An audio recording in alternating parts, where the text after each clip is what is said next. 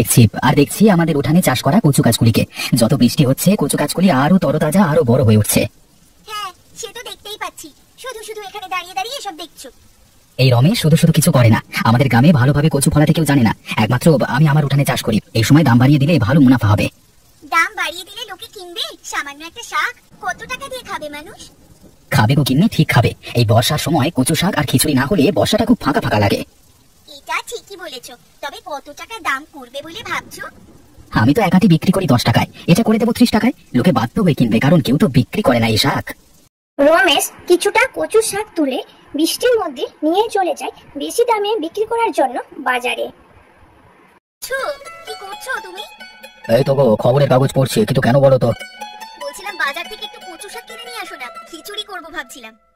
কেন, খিচুড়ির সামগ্রী তো বাড়িতে আছে, আবার এই বৃষ্টিতে বাজারে যেতে হবে? এই বৃষ্টিতে আর বাইরে বেরোতে ইচ্ছে করছে না, অন্য একদিন খাবে, আজকে আর যাবো না বাজারে। খিচুড়ির সামগ্রী তো আছে জানি, তবে খিচুড়ির সাথে একটু কচু না করলে ঠিক ভালো লাগে না, না হলে খিচুড়িটা ঠিক জমে না। আরে বললাম তো তোমায় অন্য একদিন খিচুড়ির সাথে কচু শাক খাওয়াবো। আজকে বাড়িতে যা আছে তাই দিয়ে রান্না করো, আর বাজারে যেতে পারছি না এই বৃষ্টিতে।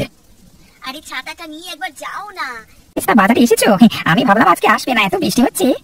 তুই যখন এসেছিস আমিও নিশ্চয়ই আসবো। শুধু শুধু কামাই দিয়ে কি হবে? আমারই তো লস নাকি?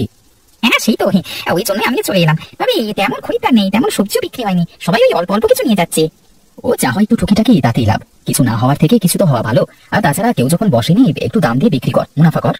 না আমি ওরকম ব্যবসা করি না বাবা, একদিন বাড়িয়ে দেবো একদিন কমিয়ে দেবো, ওরকম আমার পছন্দ নয়। ধুর, সে তুই কি করবি আমি জানি না, তবে আমি তো একটু বেশি দামে বিক্রি করবোই করবো।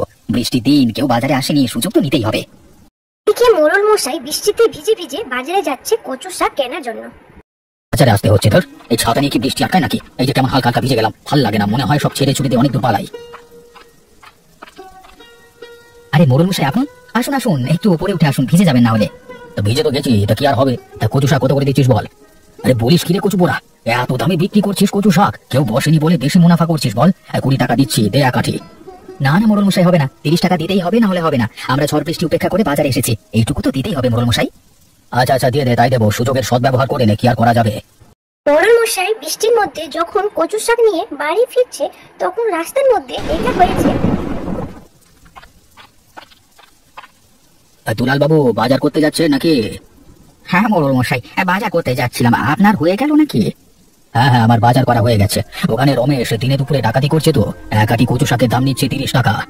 বাপ রে বাপ, এত দামে বিক্রি করছে? হ্যাঁ, সুযোগের সদ্ব্যবহার করছে। আরে আজকে তো হাটে কেউ বসেনি, শুধু আছে সায়ন সবজিওয়ালা আর রমেশ। যা ইচ্ছে তাই করছে রমেশ। করবে নাই বা কেন? আমাদের গ্রামে ও ছাড়া কেউ কচু উৎপাদন করতে পারে না, চেষ্টা করলেও তার লস হয়ে যায়। সেই ভয়ে কেউ চাষ করে না, একমাত্র রমেশই পারে। তাহলে মনে হয় কচু শাকের দাম আর কোনোদিনই কমবে না, রমেশ ওর ইচ্ছে মতো দামে বিক্রি করবে। আরে আমিও তো ভেবেছিলাম কচু শাক কিনবো, আপনি যা বলছেন তাহলে কিনবো না, শাহিনের থেকে কিছু শাকসবজি নিয়ে আসি, ওই দিয়েই হয়ে যাবে আজকে।